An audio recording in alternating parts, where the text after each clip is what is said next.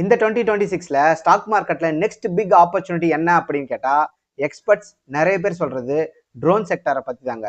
Defence, agriculture, delivery, surveillance இந்த மாதிரியான எல்லா செக்டார்லையுமே ட்ரோனோட யூசேஜ் அதிகமாக ஆரம்பிச்சிருச்சு. அதனால ஸ்மால் கேப் ட்ரோன் ஸ்டாக்ஸ் ஃபியூச்சரோட மல்டி பேக்கர் ஆகுமா, இதுல இருக்க ரிஸ்க் என்ன, இதுல இருக்க ஆப்பர்ச்சுனிட்டி என்ன, இந்த மாதிரியான எல்லா விஷயங்களையுமே சிம்பிளா தமிழ்ல ஸ்டெப் பை ஸ்டெப் எக்ஸ்பிளைன் பண்ணியிருக்கேன்.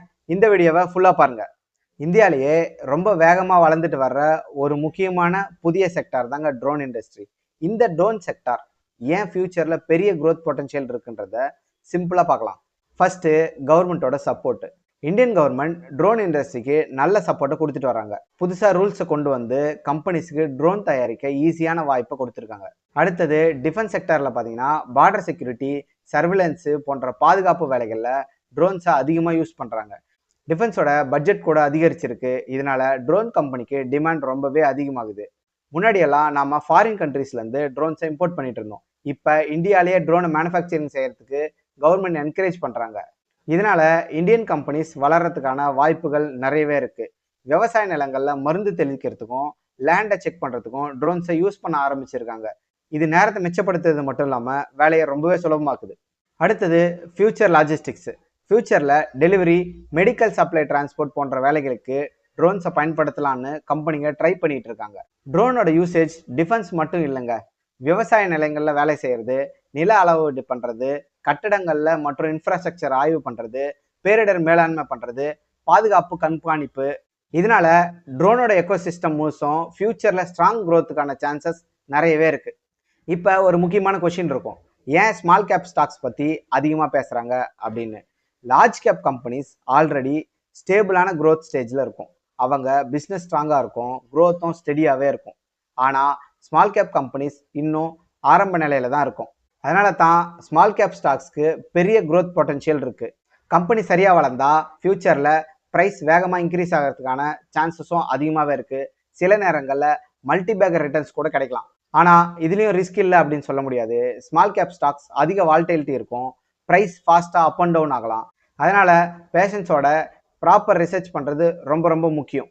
தொடக்க நிலையிலேயே இருக்கிற முக்கியமான துறைன்றதுனால ரைட் கம்பெனிஸை செலக்ட் பண்ணோம் அப்படின்னா லாங் டேர்மில் நல்ல ரிட்டர்ன்ஸ் கிடைக்கிறதுக்கான வாய்ப்புகள் நிறையவே இருக்குது. அதே போல் அவங்களோட பிஸ்னஸ் மாடல் ஸ்ட்ராங்காக இருக்கணும், மேனேஜ்மெண்ட் நல்லா இருக்கணும், ஃபியூச்சர் டிமாண்ட் கிளியராக இருக்கணும். இப்படி செக் பண்ணி தான் நம்ம இன்வெஸ்ட் பண்ணணும். பிளைண்டாக ஹைப்பை பார்த்து இன்வெஸ்ட் பண்ணக்கூடாது. Smart selection plus long term vision தான் ஸ்மால் கேப் இன்வெஸ்டிங்கில் சக்ஸஸ்க்கான கீ. இப்போ ட்ரோன் செக்டாரில் பேசப்படுற ஒரு முக்கியமான கம்பெனி பெராஸ் டிஃபென்ஸ் அண்ட் ஸ்பேஸ் டெக்னாலஜிங்க. இந்த company defence, electronics and space technology ஃபீல்டில் வேலை செய்கிறாங்க. Drone camera system, surveillance technology மாதிரியான அட்வான்ஸ்டு சிஸ்டம்ஸை டெவலப் பண்ணுறது இவங்களோட முக்கிய ஃபோக்கஸாக இருக்குது. பாதுகாப்பு துறையில் ட்ரோன்ஸ் யூசேஜ் அதிகமாக இருக்குதுங்க. பார்டர் செக்யூரிட்டி, மானிட்டரிங் மாதிரியான வேலையை செய்கிறதுக்கு ட்ரோன் சர்வேலன்ஸ் டிமாண்ட் இன்க்ரீஸ் ஆயிருக்கு. இதனால கம்பெனிக்கு ஃபியூச்சர்ல வளர்ச்சி வாய்ப்பு ரொம்பவே அதிகமா இருக்கு. இதுல ரொம்ப முக்கியமான விஷயம் என்ன அப்படின்னு பாத்தீங்கன்னா, இஸ்ரேல் பார்ட்னர்ஷிப் மூலமா ட்ரோன் கார்கோ ப்ராஜெக்ட்ல இன்வால்மெண்ட் ரொம்பவே அதிகமா இருக்கு. இது கம்பெனியோட ஃபியூச்சர் எக்ஸ்பென்ஷனுக்கு ஒரு பாசிட்டிவான பாயிண்டா பார்க்கப்படுது. இந்தியாலேயே டிஃபென்ஸ் மாடர்னைசேஷன் வேகமாக நடந்துட்டு இருக்கு. அதனால டிஃபென்ஸ் ரிலேட்டட் கம்பெனிஸ்க்கு லாங் டேர்ம் ஆப்பர்ச்சுனிட்டி நல்லாவே இருக்கு. ஆனால் கவனிக்க வேண்டிய விஷயம் என்ன அப்படின்னு பார்த்தீங்கன்னா, இந்த ஸ்டாக்ஸ் ஆல்ரெடி ஹைல இருக்கு. அதனால பிரைஸ் கரெக்ஷன் வந்தா பெட்டர் என்ட்ரிக்கான ஒரு ஆப்பர்ச்சுனிட்டி கிடைக்கலாம். அடுத்து நம்ம பார்க்க போற ஸ்டாக் ட்ரோன் டெஸ்டினேஷன். இந்த கம்பெனி ட்ரோன் எக்கோசிஸ்டம்ல ஒரு யூனிக்கான பிசினஸ் மாடலை ஃபாலோ பண்றாங்க. அதாவது ட்ரோன் பைலட்ஸுக்கு ட்ரைனிங் கொடுக்கறது இவங்களோட முக்கியமான பிஸ்னஸ். ட்ரோன் ஆபரேட்டர்ஸோட டிமாண்டு இந்தியாவில் அதிகரிச்சுட்டே வரதுனால ட்ரைனிங் செக்டார்ல இவங்களுக்கு ஒரு நல்ல ஆப்பர்ச்சுனிட்டி இருக்கு. அது மட்டும் இல்லாமல் ட்ரோன் ஆஸ் அ சர்வீஸ் மாடல்ல இவங்க சர்வீஸை கொடுக்குறாங்க. அதாவது என்ன அப்படின்னு பார்த்தீங்கன்னா, கம்பெனிஸ் ட்ரோனை வாங்காமலே இவங்களோட சர்வீஸை யூஸ் பண்ணிக்க முடியும். அக்ரிகல்ச்சர் செக்டாரில் ட்ரோன்ஸை யூஸ் பண்ணுறதுல இந்த கம்பெனி ஃபோக்கஸ் பண்ணிட்டு இருக்காங்க. இந்தியாவில் பார்த்தீங்கன்னா ட்ரோன் யூசேஜ் அதிகமாக வளரும் போது ட்ரெயின்டு பைலட்ஸ் மற்றும் சர்வீஸ்க்கான டிமாண்ட் ரொம்பவே அதிகமாகும். இதனால ஃபியூச்சரில் ரெக்கரிங் ரெவன்யூக்கான சான்சஸ் ரொம்பவே அதிகமாக இருக்கும். ஆனால் இது இன்னும் ஏர்லி ஸ்டேஜில் இருக்க ஒரு கம்பெனி. அதனால ப்ரைஸ் வாலட்டிலிட்டி அதிகமாக இருக்கும், ஷார்ட் டேர்ம் ரிஸ்க் இருக்கலாம். ஆனால் லாங் டேர்ம் பர்ஸ்பெக்டிவ்ல வச்சு தான் இந்த கம்பெனியை பார்க்கணும். அடுத்த ஸ்டாக் பார்த்தீங்கன்னா ஆஸ்ட்ரா மைக்ரோவேவ் ப்ராடக்ட்ஸ். இந்த கம்பெனி டைரக்டா ட்ரோன் மேனுஃபேக்சரிங் பண்ணும் கம்பெனி கிடையாது. ஆனால் டிஃபென்ஸ் எலக்ட்ரானிக்ஸ் எக்கோசிஸ்டம்ல ரொம்ப முக்கியமான player. Radar system, communication technology மாதிரியான டிஃபென்ஸ் எலக்ட்ரானிக் ப்ராடக்ட்ஸ்ல இந்த கம்பெனி வேலை செய்கிறாங்க. ட்ரோன் எக்கோ சிஸ்டம் வளரும் போது எலக்ட்ரானிக்ஸ் டிமாண்டும் கூடவே அதிகமாகும். குறிப்பா ரேடார் கம்யூனிகேஷன் சிஸ்டம்ஸ் மாதிரியான அட்வான்ஸ்டு டெக்னாலஜியோட தேவை ரொம்பவே அதிகமாகும். அதனால இன்டைரக்டா இந்த கம்பெனிக்கு பெனிஃபிட் கிடைக்க வாய்ப்பு ரொம்பவே அதிகமா இருக்கு. இந்தியாவில் டிஃபென்ஸ் செக்டார் இப்போதைக்கு மாடர்னைசேஷன் ஃபேஸ்ல இருக்கு. டிஃபென்ஸ் ஸ்பெண்டிங் இன்க்ரீஸ் ஆகிட்டே இருக்கிறதுனால long term structural growth story ஸ்ட்ராங்கா இருக்கு. ஆனா இன்வெஸ்ட் பண்ணும்போது defence orders, company financial growth போன்ற முக்கியமான ஃபேக்டர்ஸை எல்லாத்தையுமே நம்ம கவனிச்சு தான் டிசிஷன் எடுக்கணும். இப்போ ஒரு முக்கியமான விஷயத்த புரிஞ்சுக்கணும். ட்ரோன் செக்டார் அப்படின்னா ட்ரோன் மேனுஃபேக்சரிங் பண்ற கம்பெனி மட்டும் இல்லைங்க, முழு எக்கோ சிஸ்டம் தான் ரியல் ஆப்பர்ச்சுனிட்டி. இந்த எக்கோ சிஸ்டம்ல என்னென்ன இருக்கு அப்படின்னு பாத்தீங்கன்னா, சாஃப்ட்வேர் சிஸ்டம், அதாவது ட்ரோனுக்கான கண்ட்ரோலு, மானிட்டரிங் சாஃப்ட்வேர்ஸ் பண்ற சிஸ்டம்ஸ். ஏஐ நேவிகேஷன், ட்ரோன் தானா சேஃபா ஃப்ளை ஆகிற டெக்னாலஜி. சென்சார் அண்டு காம்போனன்ட்ஸ், அதாவது கேமரா, பேட்டரி, சிப்ஸ் போன்ற பார்ட் எல்லாமே பண்ற companies. Data analyst, drone collect பண்ற டேட்டாவை அனலைஸ் பண்ற முக்கியமான சர்வீஸ்.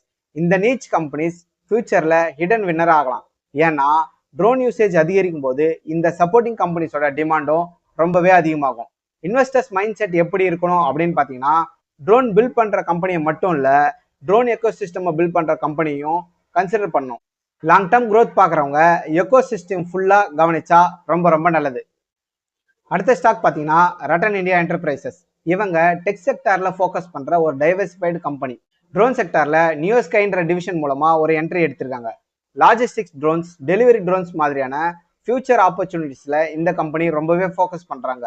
ஃபியூச்சர்ல drones, delivery, medical supply, transport மாதிரியான சர்வீசஸ்ல அதிகமாக வரதுக்கான வாய்ப்பு ரொம்பவே இருக்கு. அந்த க்ரோத் ஸ்டோரியை யூஸ் பண்ணி கம்பெனி எக்ஸ்பேண்ட் பண்றதுக்கான முயற்சியில இவங்க இருக்காங்க.